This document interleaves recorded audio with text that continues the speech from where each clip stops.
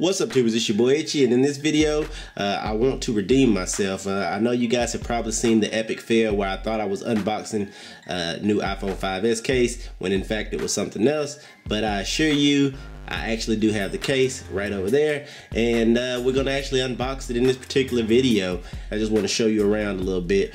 I am rocking this case from a company called Spigen, however you want to say it, Spigen. But they're a really good company. I really like their products. I've been buying them ever since, I guess maybe the 4S. I'm not 100% sure, but I've been buying them for a while now.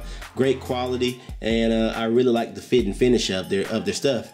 But this particular one that I'm rocking is the Tough Armor. Now this isn't like a OtterBox or anything like that, but this is a very tough case.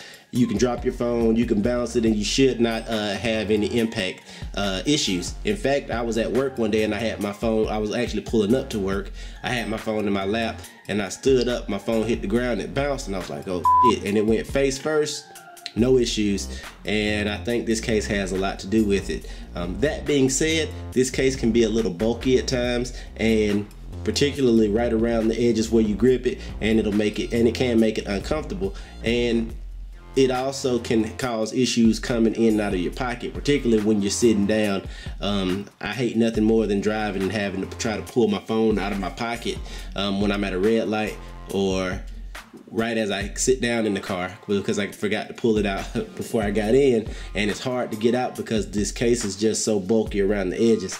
So I decided I wanted to try something a little thinner, and in pops the Spigen Slim Armor S, which is a lot of the same features of this particular case, but it promises to be much thinner and much sleeker.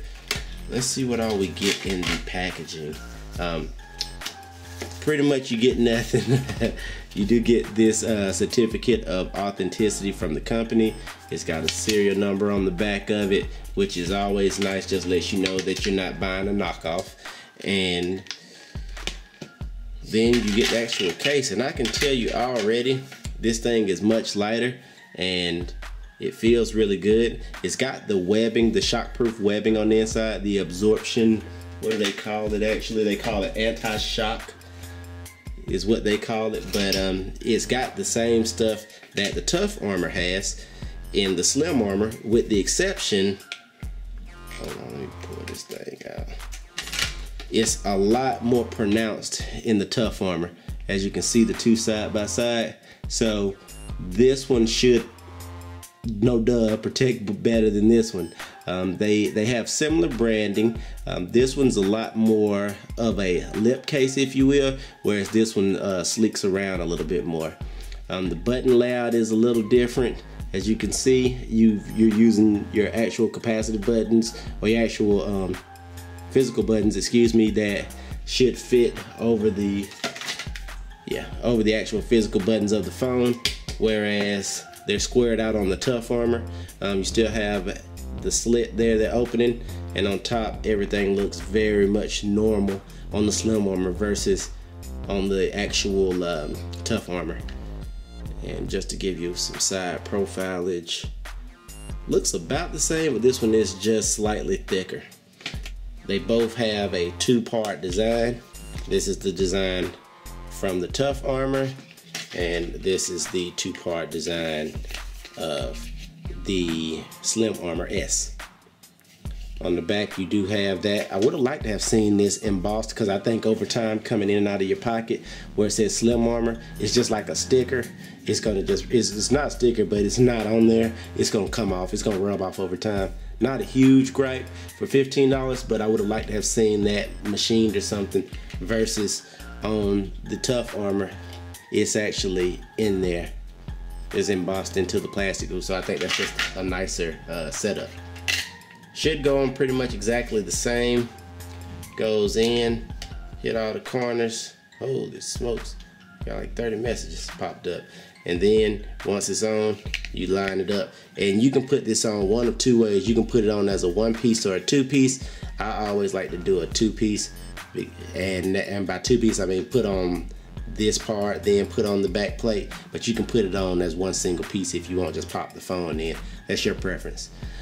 From first feel, this feels so much better, and I can't explain it. It does make the phone feel lighter. And better doesn't always mean more protection, but it does feel better in my hand. It doesn't feel any slicker. I thought it might feel a little slicker, but it does not. So it's a very nice feeling product. I'll wear it for a little while, let you guys know what I think, if you even care to want to know. Everything's lined up, looks pretty good for the most part. I do like, for the record, the openings on the bottom of the Tough Armor compared to the openings on the bottom of the Slim Armor. Had to remember what it was. But you know, again, those are small gripes. Overall, this is a really nice case, really nice slim profile, and yeah, I like it.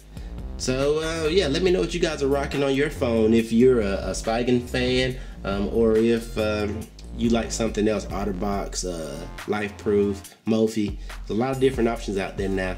But this one seems to be working for me, at least for today. So stay tuned for the next episode and see what I put on my phone or my iPad or whatever next.